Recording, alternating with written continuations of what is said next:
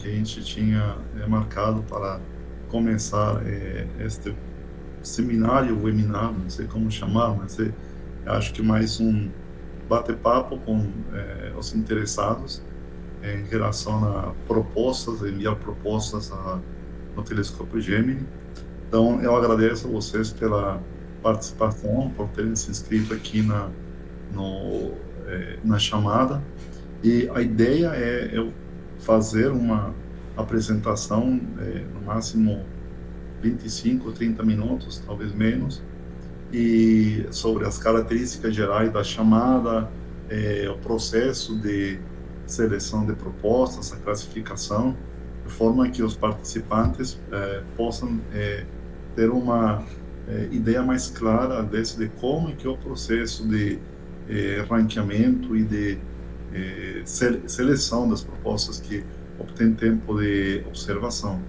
E no final eu gostaria realmente de ter o feedback de você, de ter pergunta, de uma dúvida que tenha em relação ao Gemini, não necessariamente sobre o que eu vou falar. Eu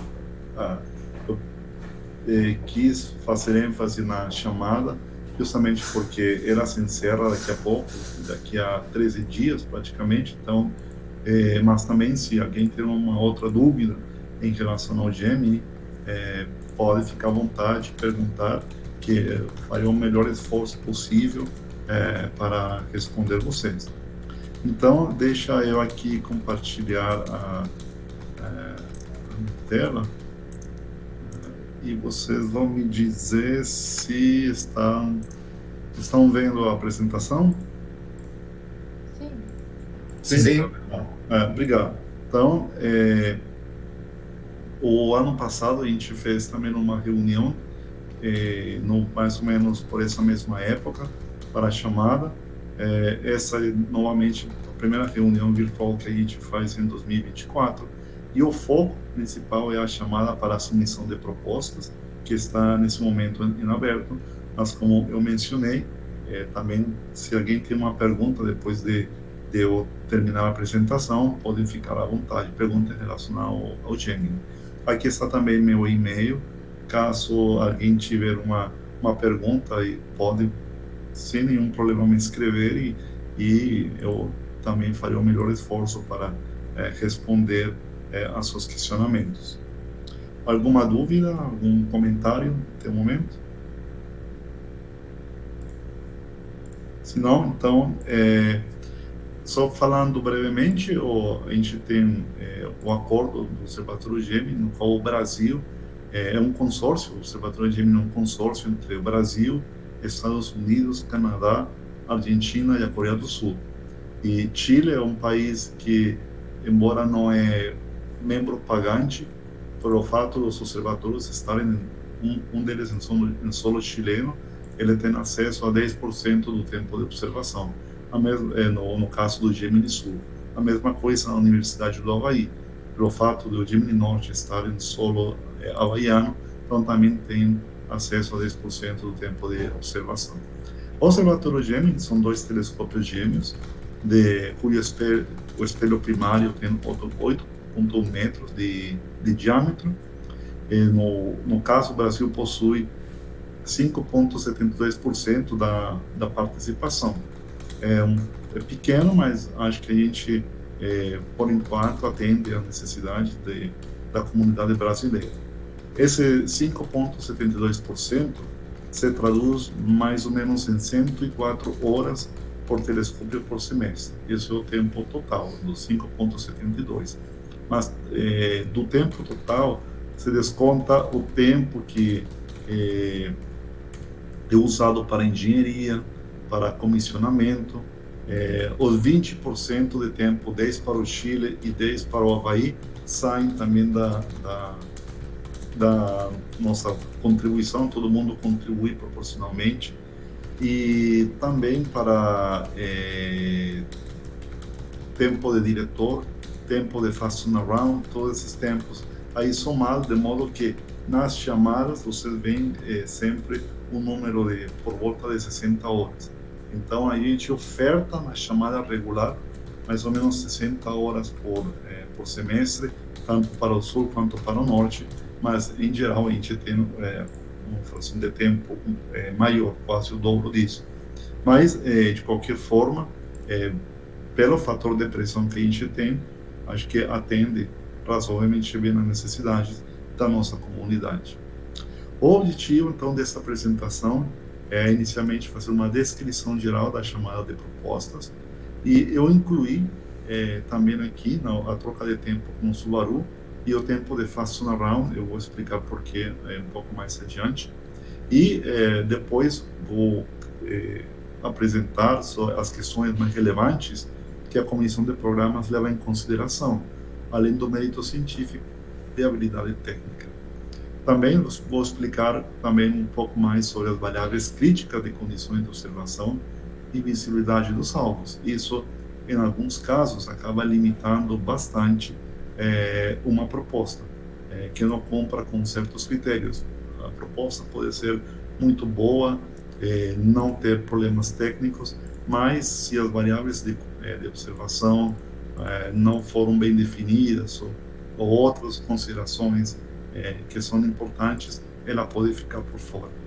Também para os estudantes de pós-graduação que estão participando, eu vou mencionar o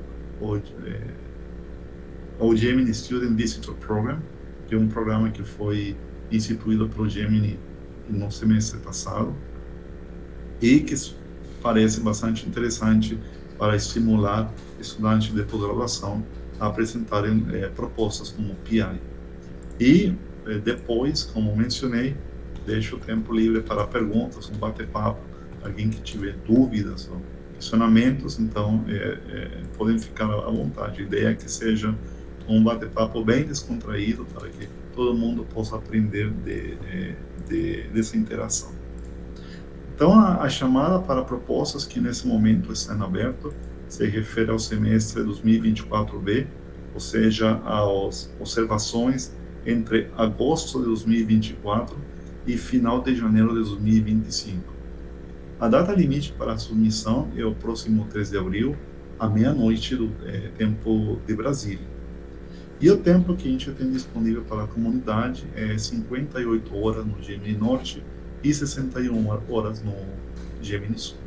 Então, essa data é importante mencionar, que essa data se aplica somente a propostas brasileiras, sem coautores de outros parceiros do Gemini, porque cada parceiro determina a sua deadline de submissão de proposta. Geralmente, começam a partir do dia 31 de março e vão até 3 de abril, mais ou menos. Então, acho que Estados Unidos é 31 de março, Argentina é 3 de abril, Canadá acho que também é 31 de março ou 1º de abril, então muda um pouco. Mas por que é importante levar isso em consideração? Se vocês vão fazer uma proposta onde todos os coautores são brasileiros e vai usar somente tempo brasileiro, então vocês podem submeter a sua proposta até o dia 3 de abril, à meia-noite. Mas se por acaso é uma proposta em conjunto, ou seja, envolve parceiros dos Estados Unidos, ou Canadá, ou Argentina, que é outro parceiro do Gemini, tem que ser respeitada a data limite mais cedo que aconteça dos parceiros. Por exemplo, se vocês fazem uma proposta em conjunto com os Estados Unidos, com pesquisadores dos Estados Unidos, a data limite para os Estados Unidos é 31 de março. Então, vocês têm que enviar essa proposta no dia 31 de março, porque esse é o limite para os Estados Unidos. Se vocês deixam para enviar para o 3 de abril, essa proposta não vai ser considerada nos Estados Unidos. Então, sempre a data limite nossa se aplica para propostas onde todos os autores são brasileiros e vai utilizar tempo brasileiro exclusivamente. Quando tem coautores de outros países, você tem que revisar nas páginas do Gemini qual é a data limite e enviar a proposta na primeira data limite correspondente. Outro ponto importante é que precisam usar o pitch do semestre em questão. Então, para esse caso, cada semestre colocado um novo pitch. Então, nesse caso, o pitch do semestre 2024B. Esse que vocês têm que utilizar, assim como os templates, os tags, os docs correspondentes para a elaboração das justificativa científica, técnica, desenho experimental e assim vai. Então, tem que entrar se vocês enviaram propostas no semestre passado ou um ano atrás, o pitch desse semestre já não serve. Vocês têm que baixar o pitch do semestre ao qual vocês estão aplicando por tempo de observação. Outra questão importante é atentar para a regra de duplo anonimato.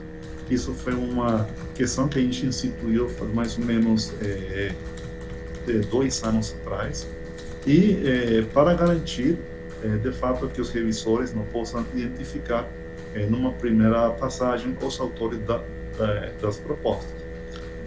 Isso partiu de uma iniciativa do escritório do Gemini dos Estados Unidos e acabou se estendendo para vários parceiros. Acho que a gente adotou também essa mesma política, porque a gente tem muitas propostas em conjunto com a Argentina, por exemplo, que também adotou essa política, com os Estados Unidos, com o Canadá, então, para homogeneizar.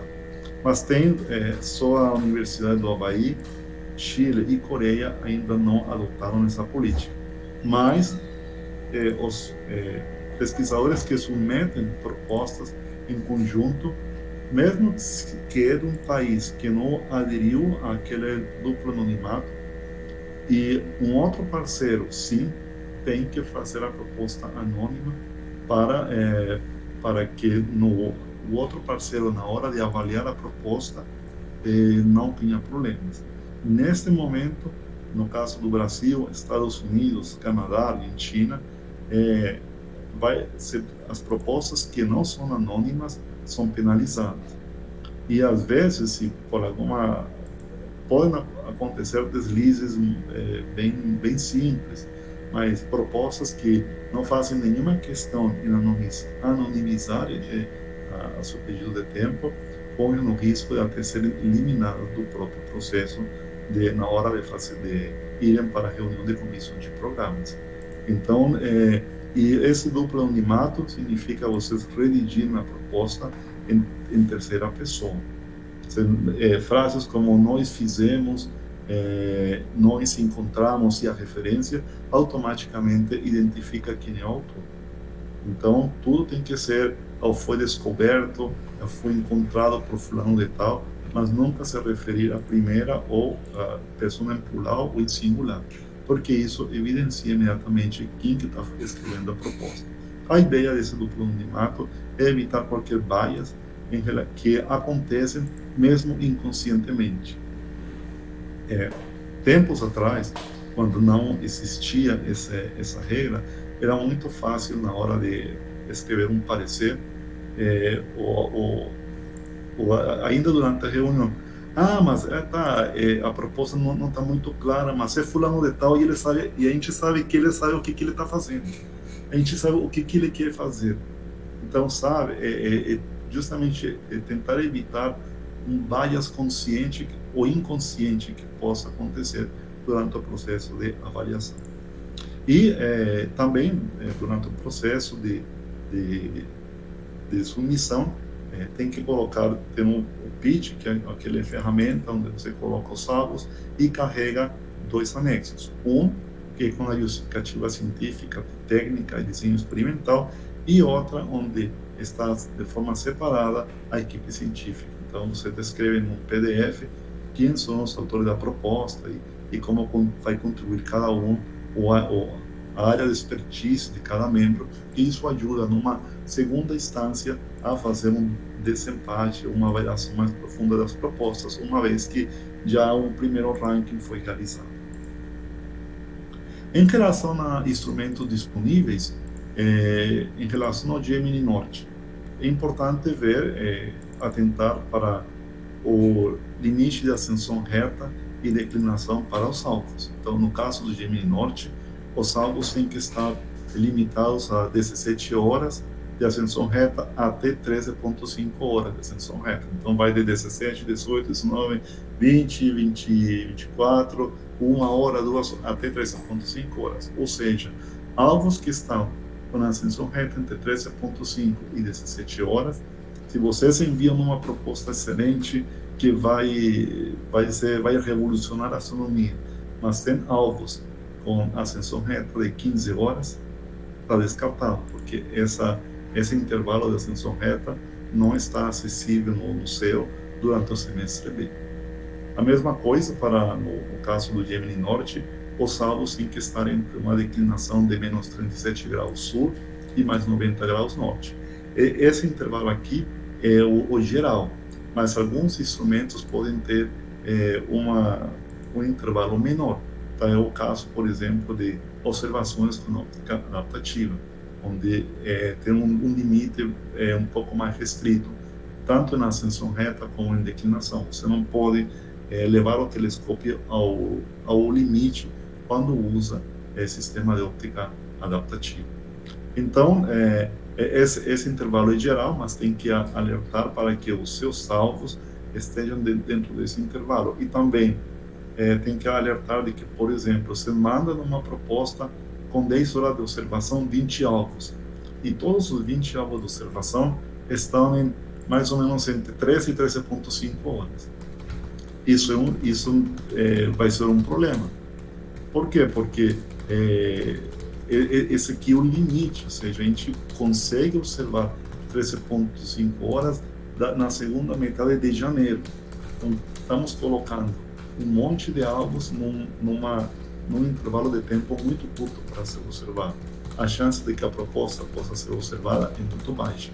Então, por isso, também tem que tentar que as propostas estejam distribuídas mais ou menos uniformemente ao longo do intervalo de ascensão reta ou inclusive de declinação. Eu vou voltar nisso um pouquinho mais para frente. Os instrumentos, então, disponíveis, instrumentos Facility Instruments, está o sistema Altair de óptica adaptativa. Mas é importante mencionar que, nesse momento, Altair está com alguns problemas técnicos e está pendente de resolução. A equipe técnica do Altair está trabalhando justamente para resolver isso. Nesse momento, a observação no modo Natural Guide Star está funcionando bem, mas no modo Super Sim ou no modo de guiagem por laser, de correção por laser, não está operativo. Então, a expectativa é que no semestre 2024B isso já esteja resolvido. Então, mas de qualquer forma tem que se alertar de se seu projeto precisa do Altair no modo Laser Guide Star Super Sim, existem chances de que ele não possa ser observado por esse problema técnico do instrumento.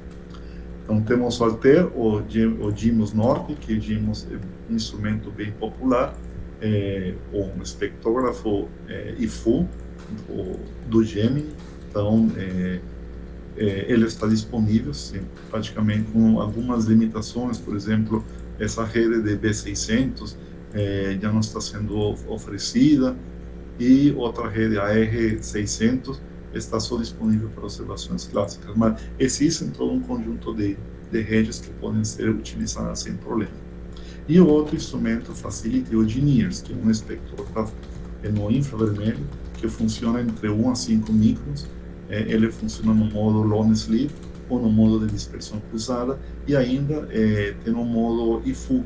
Esse IFU, ou IFU de baixa resolução, está sendo disponibilizado para a ciência para esse semestre de 24B.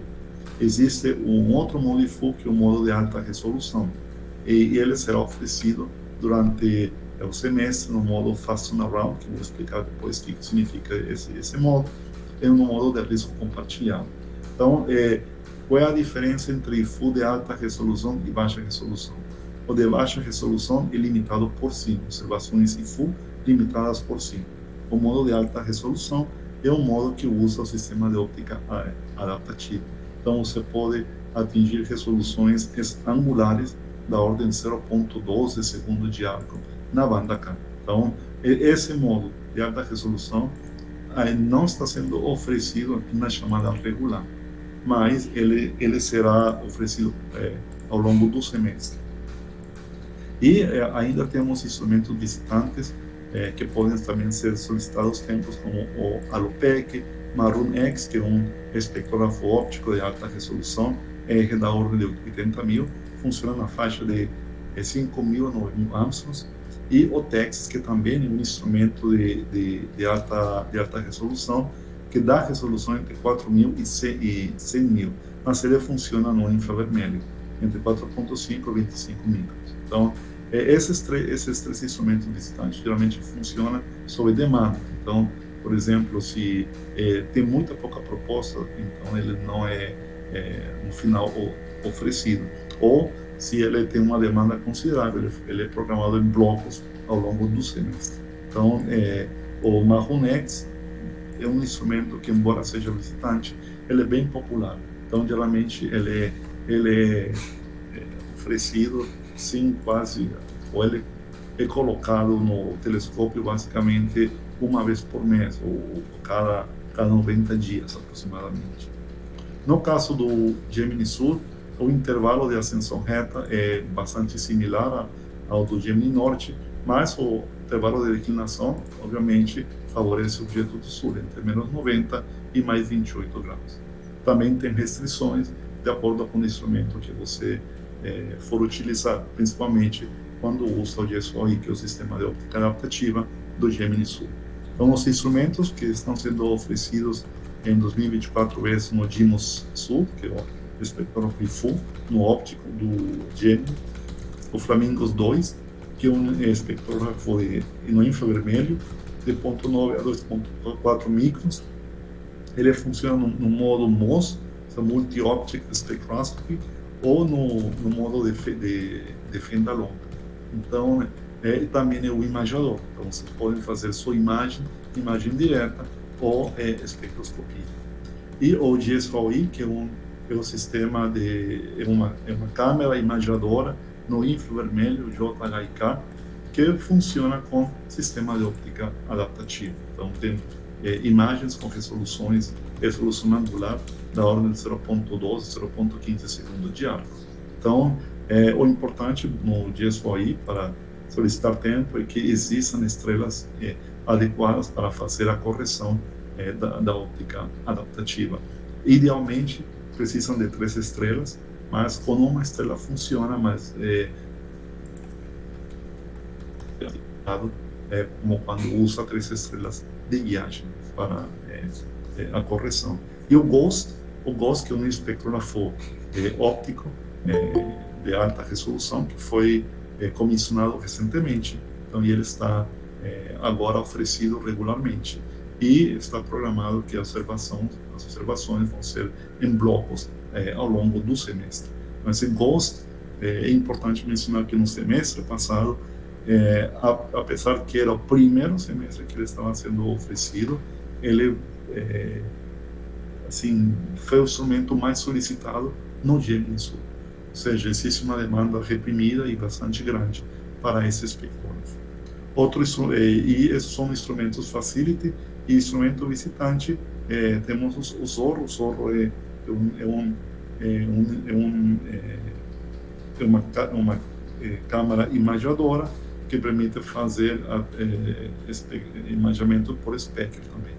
Então, ele é um instrumento visitante e exatamente igual a Alopec no Gemini Norte. Alopec e Zorro significam a mesma coisa. Alopec é raposa em hawaiano e Zorro é raposa em espanhol, mas o instrumento é exatamente o mesmo instrumento.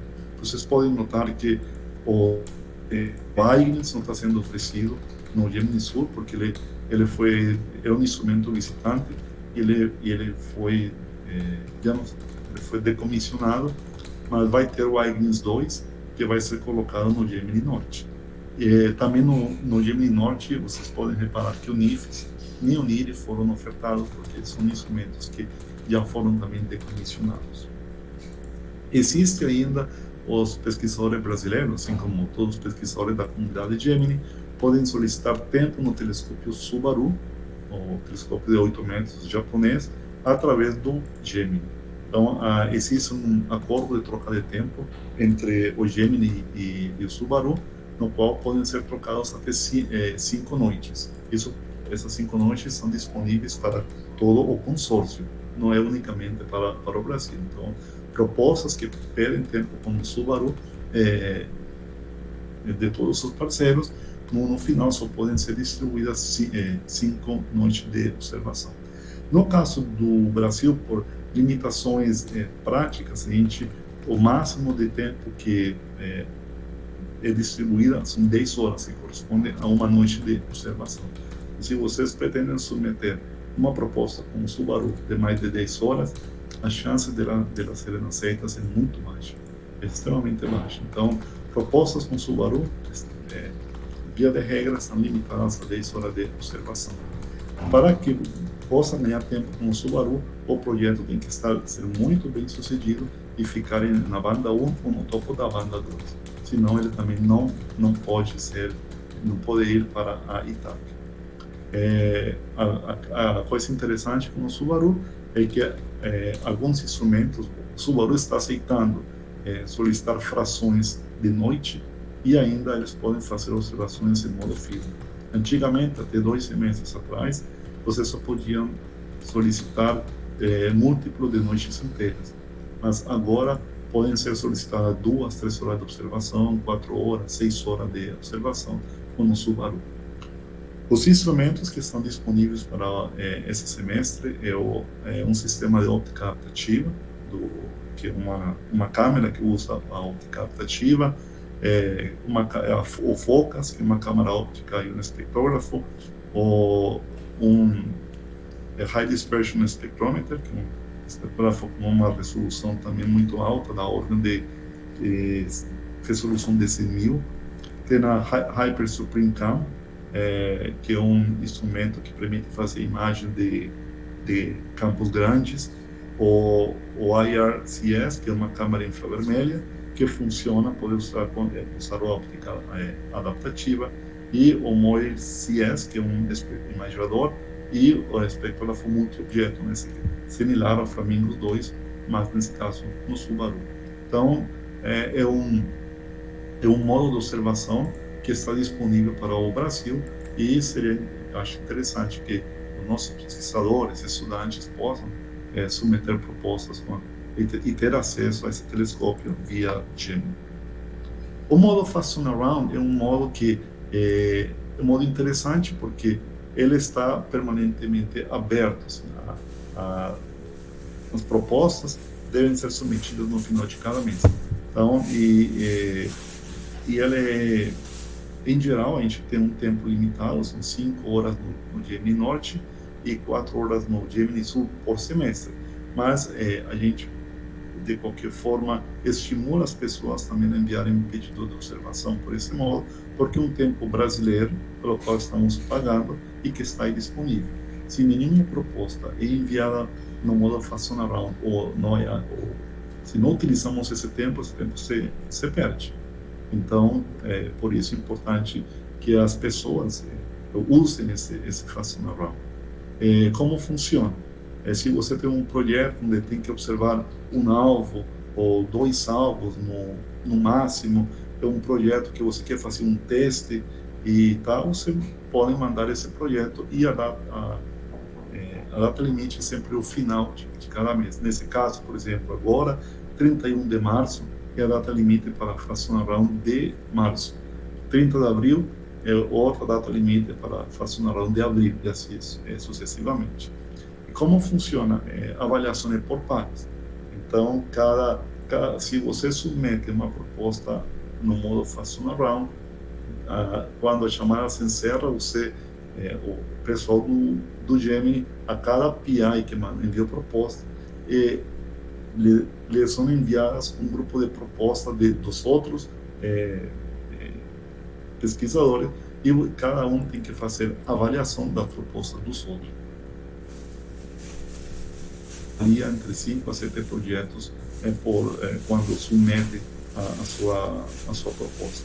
Então, estudantes de pós-graduação podem ser PIs também, mas isso com aval do orientador, porque justamente o estudante ainda não tem essa essa experiência para avaliar projetos de outras áreas e assim vai. Então, por isso, quando um estudante de pós-graduação em PI, que pode ser, sempre tem que ter um aval do orientador para fazer essa avaliação das propostas dos outros.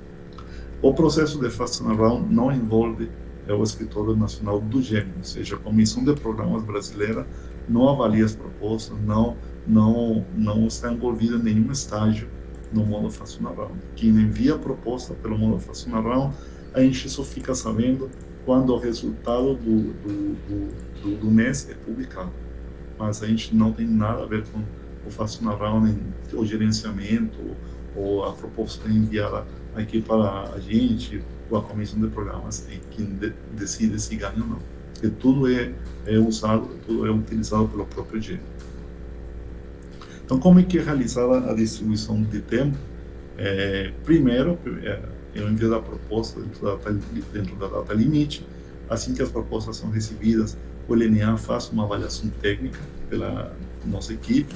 Essa avaliação técnica olha pela distribuição de alvos, se é pelo tempo de observação, pelas condições, então, basicamente se o telescópio, se o projeto do ponto de vista técnico é viável. E essa avaliação é enviada aos pareceristas que vão fazer o parecer científico. Depois é feita a avaliação do mérito científico pelos membros da comissão de programas. Prévio à reunião, cada membro faz um ranking das propostas. Então, quando a reunião começa, todos os membros, a reunião começa praticamente com o ranking e se começa a discutir justamente se o ranking precisa de alguma modificação ou não, que realmente é necessário. Então, até esse ponto, até o ponto 4, os avaliadores não sabem quem é o PI da proposta. Por isso é importante esse modo do Anonymous Review Process. Depois da reunião da ITAC, que acontece entre maio no semestre para o semestre B e novembro para o semestre A, então as propostas que ganharam tempo, elas são enviadas num pacote para a ITAC, que é o TAC internacional, que é onde se reúnem as propostas de todos os demais parceiros para fazer uma única fila de observação. E na ITAC existem filtros que pode acontecer que uma proposta ganhou tempo na comissão de programas nossa, mas pode, por uma razão ou outra, não entrar na fila geral de observação. E, finalmente, a divulgação dos resultados, que é feita em junho e dezembro. Itens a ser considerados no momento da proposta. As propostas, a questão principal é o mérito científico. Tem propostas que podem ser descartadas por problemas técnicos, mas a justificativa científica é super importante e acho que tem um peso bem mais forte que qualquer outra coisa. Então, a justificativa, não posso me estender muito nem ensinar aos estudantes, em geral, como deve ser escrita a proposta, mas a questão principal na justificativa, ou a proposta, o anexo para uma proposta tem 3 partes: uma justificativa científica, um desenho experimental e uma justificativa técnica. Na justificativa científica, tem que ser colocada uma introdução ao problema central que o astrônomo quer estudar e o estado da arte do problema. Tem que também deixar claro as perguntas que pretendem ser respondidas com os dados que vão ser coletados e os resultados esperados e, principalmente, o impacto no avanço do conhecimento que essas observações vão trazer. Se a justificativa científica deixa esses 3 itens bem claros, as chances são bem altas de que a proposta seja considerada como mérito. No caso do desenho experimental, que é a segunda página, tem que deixar claro a adequação do telescópio e o instrumento ao problema científico que quer ser resolvido. Precisa justificar de forma bem clara a amostra. Isso é um problema que muitas propostas acabam, de fato, sendo mal avaliadas por esse motivo. Quero observar 5 galáxias. Bom, por que 5 e por que não 8? Por que não 12? Por que não 2? Tem que justificar que a sua amostra, embora pequena, é suficiente, ou ela tem uma característica especial que merece ser observada. Então, Isso tem que ser bem justificado. Como a gente sabe que tem pouco tempo disponível, é importante mencionar quantos semestres a mais serão necessários. Quero observar 30 alvos, mas observar 30 alvos vai me custar 30 horas de observação. Eu não posso submeter uma proposta com 30 horas para um semestre. Então, eu tenho que dividir ela em 3 semestres. Então, aí você explica isso direitinho, mas, de qualquer forma, é importante, a parte da amostra é essencial também para avaliar o mérito científico. E a justificativa técnica, que é onde, quando o astrônomo justifica as condições de observação, intervalo de ascensão reta de inclinação, o tempo parcial do tempo total, se esse cálculo foi bem realizado ou não, os overheads e assim por diante. Então, essas 3 partes são essenciais para, no final, compor o mérito científico da proposta. E também é importante o respeito às regras da dupla revisão anônima, como mencionei, e se é um joint proposta, também é importante que o tempo brasileiro seja proporcional ao número de horas solicitadas e ao número de pesquisadores. O que dizer isso? O Brasil está fazendo uma proposta com parceiro dos Estados Unidos. Existe um brasileiro na proposta e 5 pesquisadores dos Estados Unidos. Até aí tudo bem. A proposta pede, em total, 15 horas. E para o Brasil estão sendo solicitados 12 horas e os Estados Unidos 13. Isso não faz sentido. Porque um pesquisador brasileiro banque mais de 70% da proposta, sendo que a maior parte dos pesquisadores são dos Estados Unidos. Que Estados Unidos tem, de fato, muito mais tempo que o Brasil. Então, o tempo que cada parceiro está colocando na proposta deve ser proporcional ao número de parceiros de cada país. Então, e às vezes várias propostas, joint propostas, são rejeitadas por esse motivo. Soa como que o Brasil está dando tempo de observação para que os Estados Unidos observem. E isso, obviamente, não é bem visto. Uma questão importante que é fundamental são as constraints de observação, que no caso de observações como fatores como qualidade de imagem, cobrimento de nuvens, fundo de céu e vapor de água. A qualidade de imagem se refere a observações limitadas por si. Então, se vocês querem uma resolução espectral e resolução espacial boa, não faz sentido pedir condições de imagens qualquer ou bastante pobres. Tem que ter uma boa qualidade de imagem. Eu quero resolver em escala de 100 parsecs, mas para resolver 100 parsecs, eu preciso de uma qualidade de imagem muito boa. Aí o cara coloca uma qualidade de imagem que não permite atingir essa escala angular. Então, isso já inviabiliza a proposta. Ou eu quero fazer fotometria absoluta e pede um céu que tenha cobertura de nuvens. Também não dá. Sky background, eu quero fazer observações no infravermelho médio, infravermelho próximo em 5 micros, onde tem muito vapor de água, e eu não coloco um limite a esse vapor de água. Ou eu quero observar galáxias ou estrelas com magnitude V19, mas eu peço o tempo de observação com lua. Então, também isso é inconsistente. Então, essas questões podem atrapalhar bastante a avaliação técnica da proposta. Então, sempre a questão, o intuito é faça propostas com precisões realistas para a sua ciência. Mas também, relaxar demais as condições pode também afetar em detrimento da ciência, acaba inviabilizando a proposta.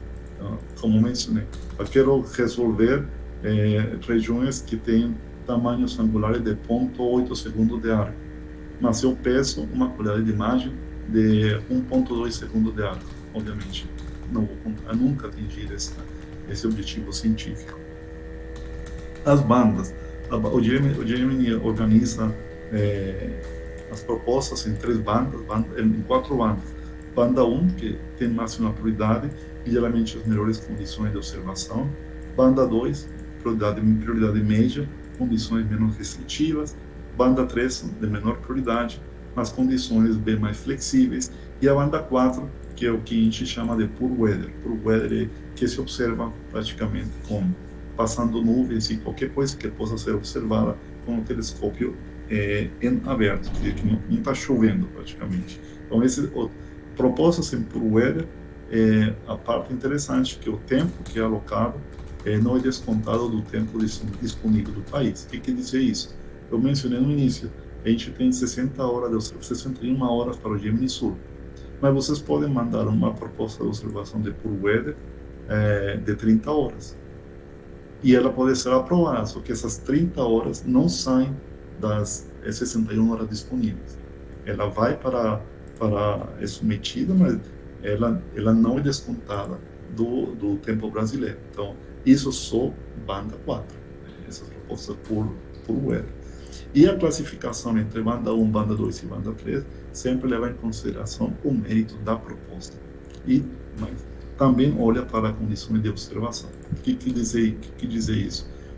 Eu mandei uma proposta que pede condições excepcionais, por exemplo, IQ de 20 e cloud cover de tempo fotométrico.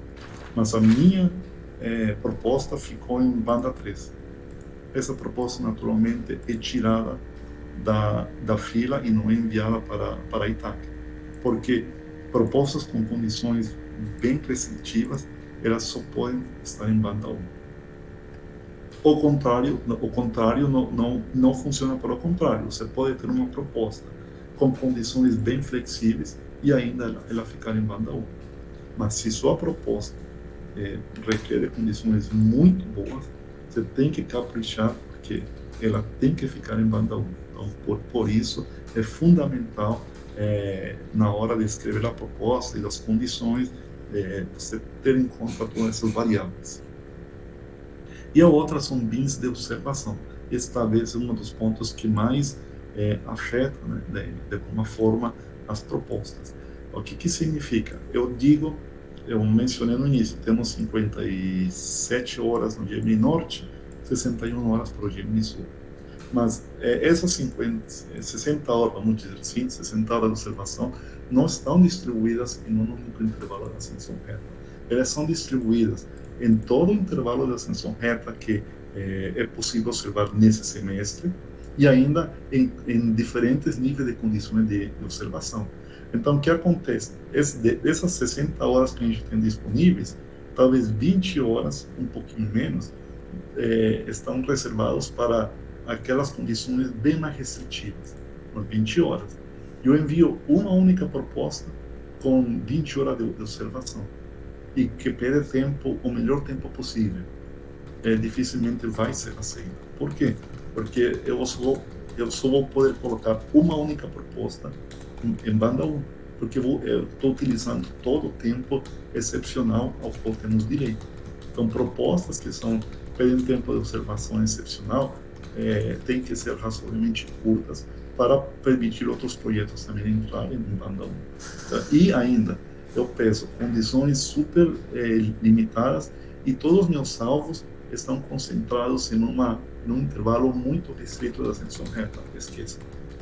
Essa proposta não tem chance de ser aprovada porque o Brasil não tem direito a mais do que 1-2 horas por BIM Então, não faz sentido acumular um monte de alvos numa região de alta demanda, porque a gente não tem acesso a tanto tempo em um intervalo tão restrito. Então, isso acho que é um fator que pesa bastante e muitas propostas, ou algumas propostas algumas boas propostas são descartadas por esse motivo.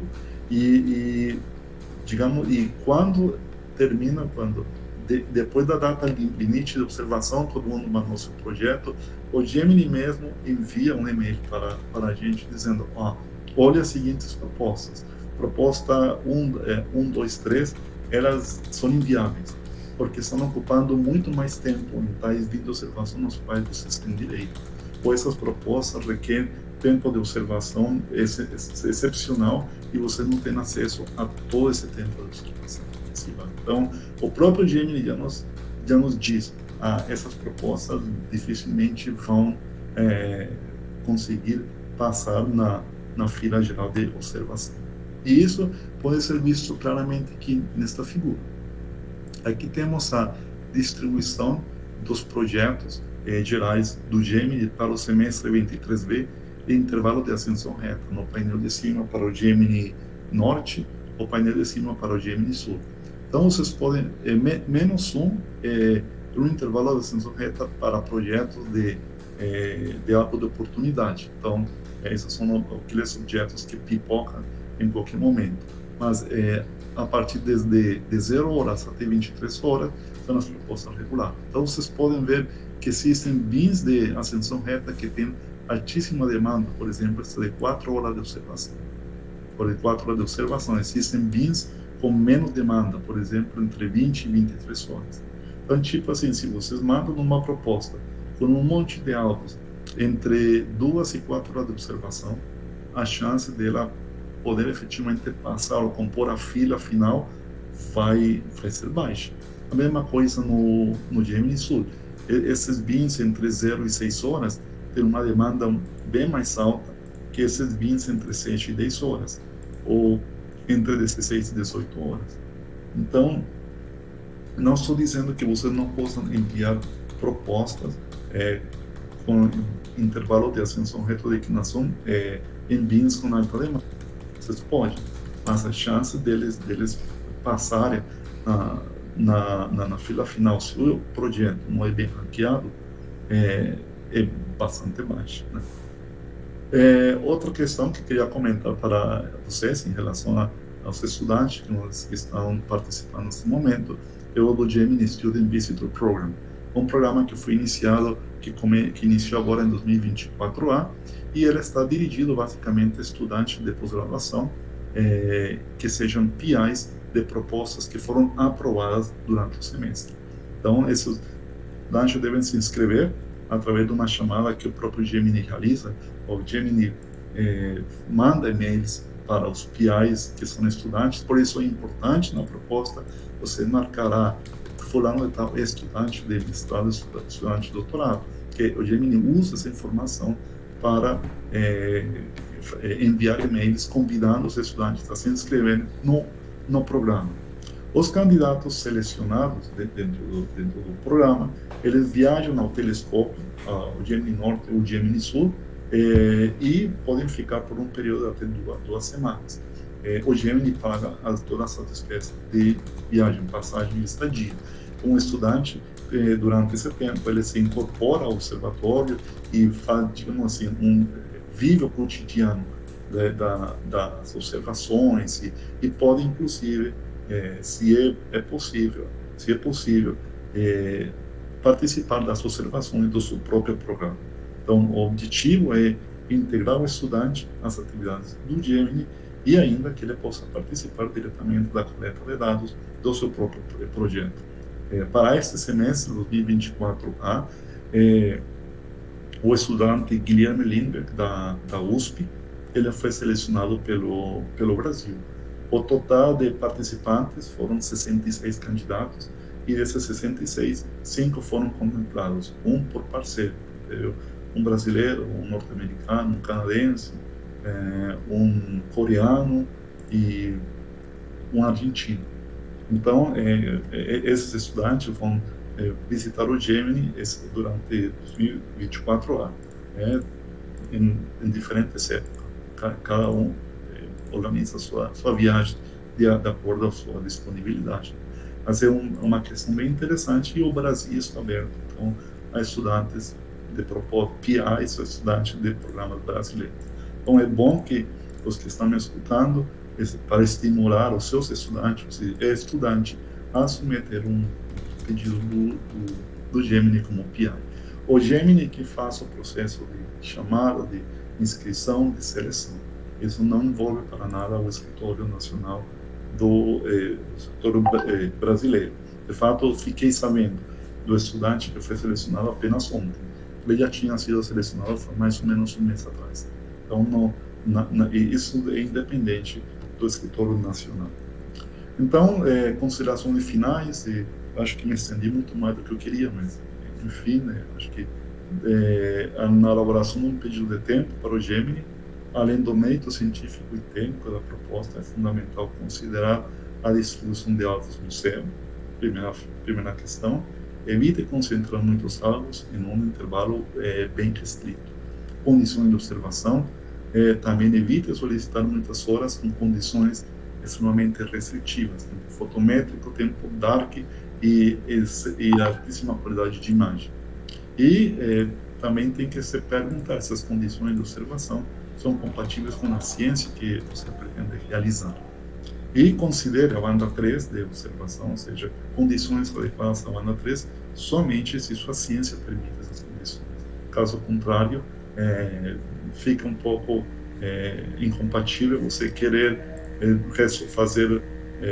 obter uma resolução espectral angular muito boa em dados que vão ser observados em condições com qualidade de imagem bem pouco. Então, isso é um ponto que afeta principalmente os extragalácticos. Bom, acho que quem tiver dúvidas, temos o canal de suporte, o Gemini, aqui no LNA, as páginas web e o próprio Helpdesk. O Helpdesk é um 0800 do Gemini. Quem tiver uma dúvida, um problema, pode escrever para a gente, ou também pode mandar uma dúvida através desse portal. Então, acho que é isso. Me desculpe, eu me estendi muito mais do que eu queria, mas eu estou aqui disponível para responder as perguntas que sejam de vocês, sem nenhum problema de tempo da minha parte. Então, muito obrigado e espero que isso tenha sido da ajuda para todos vocês.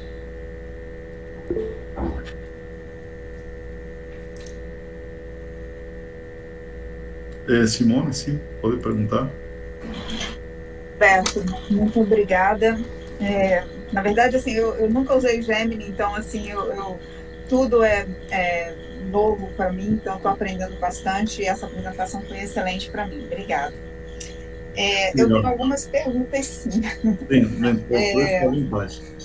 Quando você falou, assim, que você tem que mandar 2 arquivos separados, né, na proposta, um deles é que tem a identificação da equipe e tal.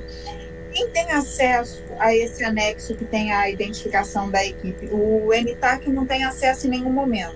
Não, o NTAC tem acesso quando começa a reunião. Assim, quando tem reunião, já enviaram os pareceres? Já enviaram os pareceres, okay. e já se fez um primeiro ranqueamento.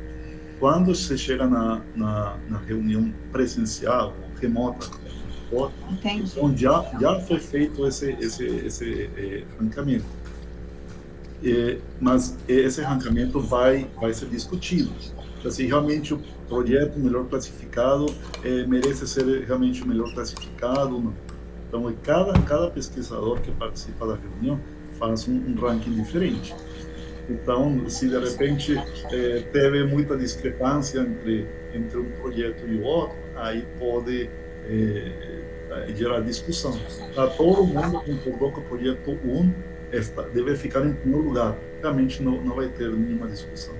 Todo mundo concordou que o projeto 20 deve ser rejeitado. Praticamente nem é discutido. Mas projetos que podem ser polêmicos porque não teve um consenso muito claro, isso é discutido.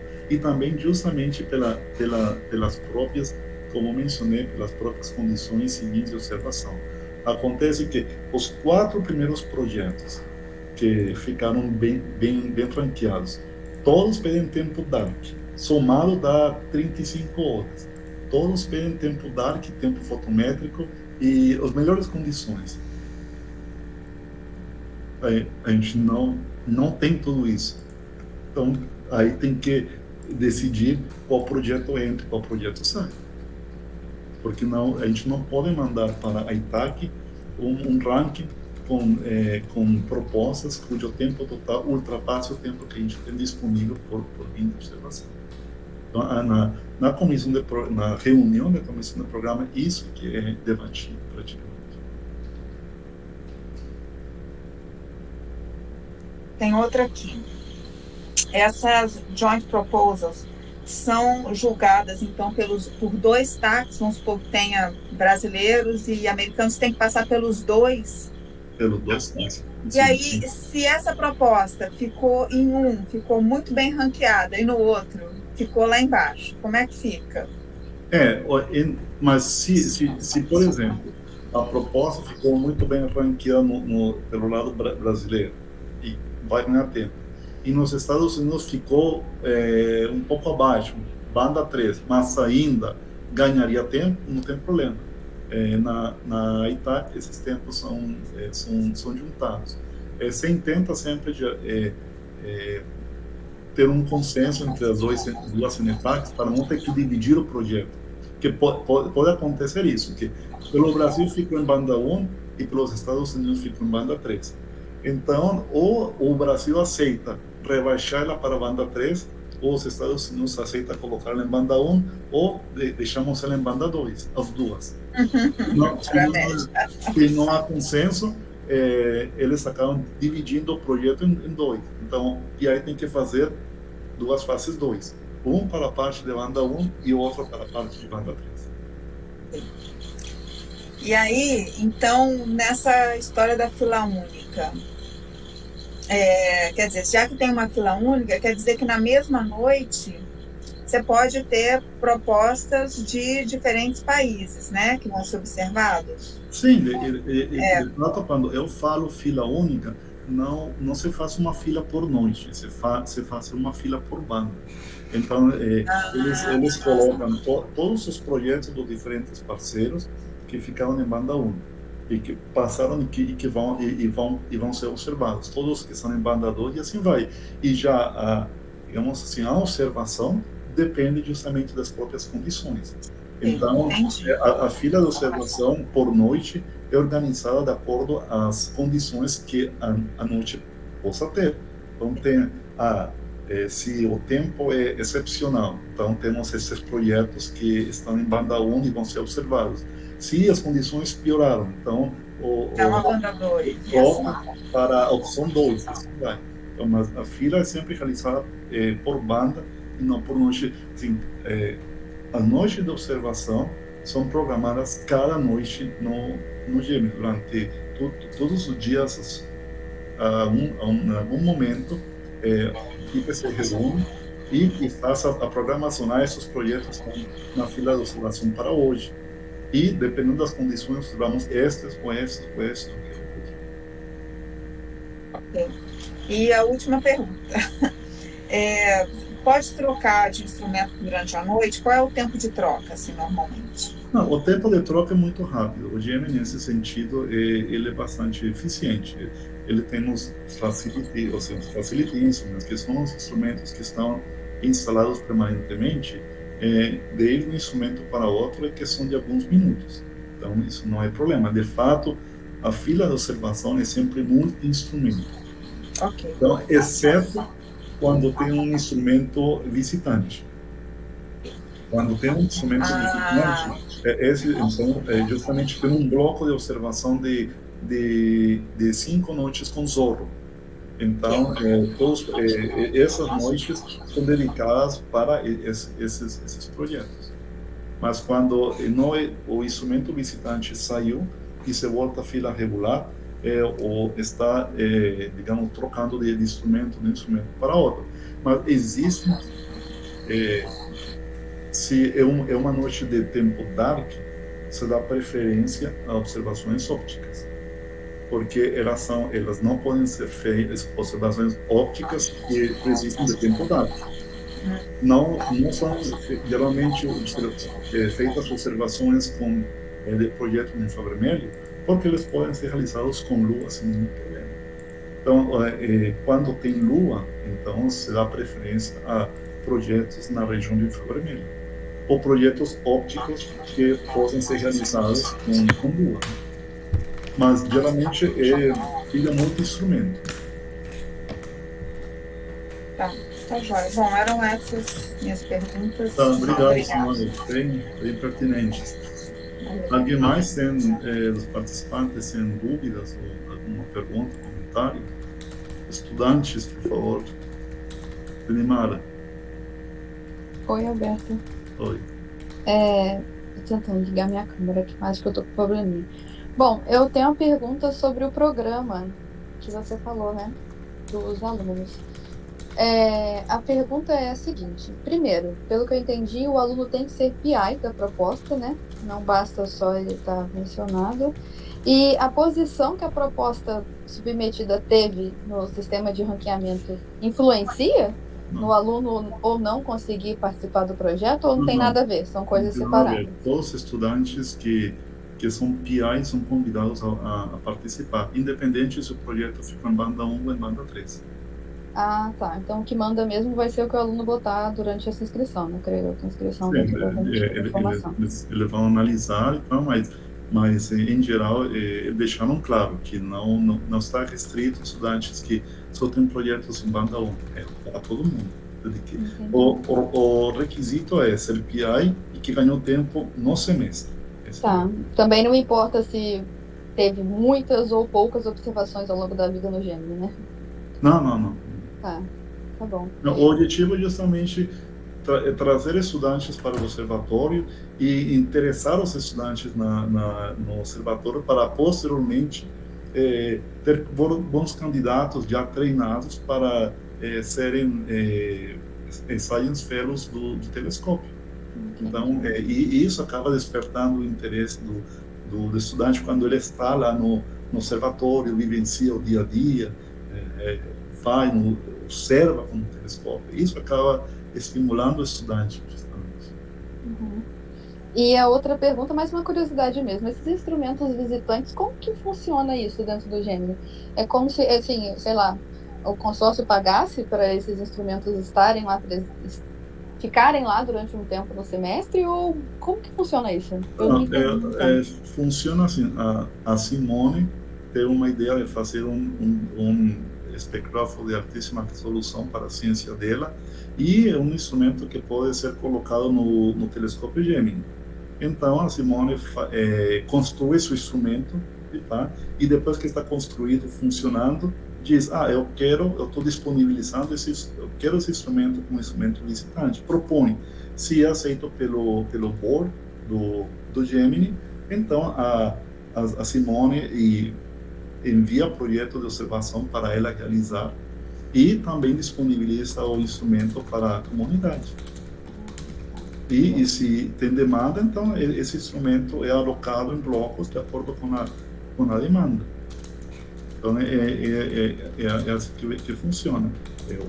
O PI do instrumento, o dono do instrumento, meio que cede o instrumento para o Gemini para realizar sua própria ciência e que outros pesquisadores também possam se beneficiar da ciência com esse instrumento. Entendi. Tá bom, minhas perguntas eram essas. Obrigada, Alberto. Obrigado, Neymar. Alguém mais tem comentário, pergunta? Alberto, Sim. complementando a pergunta da Neymar sobre os instrumentos visitantes, eu fiquei com a dúvida. Se eu submeto uma proposta para um desses instrumentos, ela então pode ser rejeitada por instrumento não ser colocado no telescópio por não ter tido demanda? Pode acontecer. Se, por exemplo, teve muitas poucas propostas para esse instrumento específico, assim, tipo, só conseguimos preencher 15 horas de observação com esse instrumento para todo o semestre. Então, não justifica por quê? Porque fazer a troca de instrumento demanda trabalho dos operadores, um tempo que para 15 horas é muito pouco, para 15 horas de observação. Geralmente, os instrumentos visitantes funcionam em bloco de 3, 4 noites, a cada dois meses, ou no máximo, ou 2 vezes por semestre. Mas, obviamente, tem que ter uma demanda. Mas, em geral, são poucos os casos em que isso acontece. Todo esse tempo, eu só vi acontecer isso uma única vez. Em geral, os instrumentos visitantes costumam ter uma demanda que, pelo menos, permite colocar o instrumento em 2 blocos ao longo do semestre. Esse instrumento é Maroon X. Maroon X é um instrumento que é mais facilita instrumento do que visitante. Maroon X vive direto no telescópio, porque ele é extremamente popular. Isso no Gemini Norte. No Gemini Sul tinha o Huygens. O Huygens era um instrumento também que tinha uma demanda absurda. Ele era colocado em bloco de praticamente 20 dias, de 20 noites, porque a quantidade de projetos que eram submetidos com a Huygens era muito alta. Então, assim, dificilmente um instrumento visitante tem uma demanda baixa. Uhum. Só mais uma coisa que é sobre os BIM de RA. No caso, nós temos alocados por noite ou por tempo total? Por tempo total. Porque o que eu tô pensando aqui é, se caso eu queira observar um único objeto, por exemplo, eu vou ter uma concentração. O meu projeto ele demanda um pico naquele RA específico. Isso dificulta do projeto ser aceito? Depende da duração. Porque se você tem um projeto de 15 horas e ele ocupa um BIM de ascensão reta que tem uma pressão muito alta, você está competindo com os demais parceiros também. E, assim, naturalmente, eu vou colocar um exemplo. Naturalmente, temos acesso ao BIM de 18 horas de ascensão reta, entre 18 e 20 horas. Temos um total de 2 horas por semestre, com condições X. E você manda um projeto de 15 horas de observação para esse BIM entre 18 e 20 horas. Não tem jeito e ainda os demais parceiros também têm uma demanda muito alta para esse BIM entre 18 e 20 horas. Então, a gente está ultrapassando por um fator 4 o nosso tempo disponível, e os outros parceiros também estão precisando do BIM. Então, eles vão dizer, não, no máximo que a gente pode alocar para esse projeto brasileiro são 2, 3 horas. E acabou. Mas o projeto pede 15 horas, então não tem como entrar. E já, se você olha as tabelas de distribuição de tempo, tem projetos no Gemini por parte do Brasil com 10 horas de observação, 12 horas de observação. Mas são projetos com alvos distribuídos ao longo de todo o semestre. Então, tem projetos que tem 10 alvos e tem alvo de 8 horas, de 10 horas, de 7 horas, de 24 horas, de 23 horas. Então, eles estão distribuídos. Então, por cada alvo vai ocupar 1 hora e pouco de um determinado BIM. Então, não é problema. Agora, colocar tudo num BIM que tem demanda muito alta, como é o caso de 18 a 20 horas. Eu fiz esse exemplo, porque o que tem em 18 a 20 horas? O centro da nossa galáxia. E os brasileiros não são os únicos que observam no centro da Via Láctea. Todo mundo observa o centro da Via Láctea.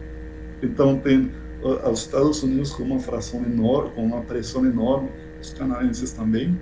Então, eles vão dizer, vocês vão ter que se conformar com o tempo que vocês têm para aquele BIM, porque ele tem uma alta demanda. Mas existe uma proposta que você mandou com alvos em 23 horas.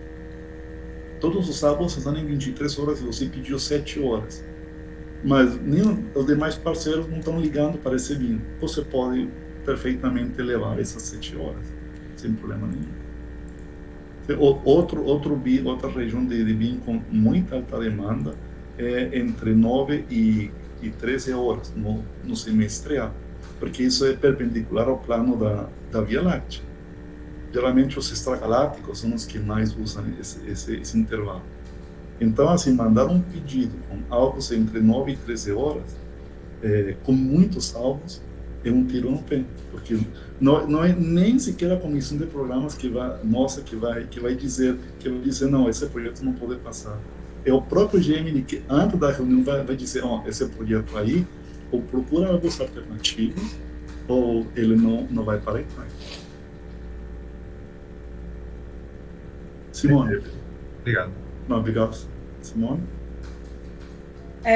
Uma curiosidade nessa ginástica aí de instrumento visitante e condições de tempo e bins e tal. Quer dizer, pode ser então que se você tiver o seu projeto foi aprovado, até alto, foi bem classificado, mas se você está pedindo uma faixa de RA que não bate com a faixa de RA que foi onde aquele instrumento visitante vai ser instalado, aí você não, né, que não poderia ser observado, vamos supor que o Zorro, como você falou, ele vai ficar 5 dias no telescópio e nesses 5 dias não vai dar para pegar aquela faixa de coordenadas que você está pedindo. Então, já é.